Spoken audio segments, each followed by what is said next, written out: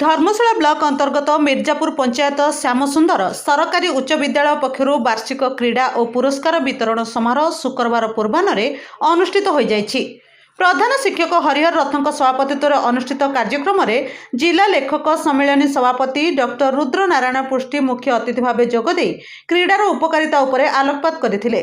Vikramaditya foundation अध्यक्ष doctor पुरुषोत्तम विश्वाल मुख्य वक्ता भाव जोगदे।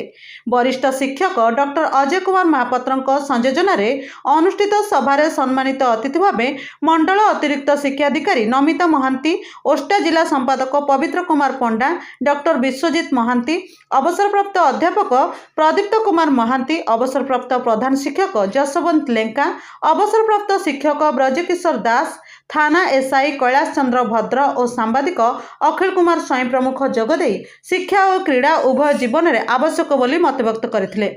शिक्षयित्री सयदा अंबारीन काद्री अतिथि परिचय और स्वागत भाषण देथिले। एही अवसर में विद्यालय पक्षर डॉक्टर विश्वजित महांती, प्रदीप्त कुमार महांती और डॉक्टर पुरुषोत्तम विश्वाल को संबर्धित करा जायतिला। सेहीपरि छात्र सूर्यसेन दास महापात्र और छात्री सुश्री प्रियंका प्रियदर्शिनी दास को पुरस्कृत करा जायतिला। वार्षिक क्रीडार कृतित्व लाभ करिଥିବା छात्र छात्री को अतिथि माने ट्रॉफी प्रदान करथिले। छात्र छात्री संगीत नृत्य परिवेषण करा जायतिला। शिक्षक देवाशीष मिश्र धन्यवाद अर्पण करथिले। Dharamshala Vinod sound report the news today.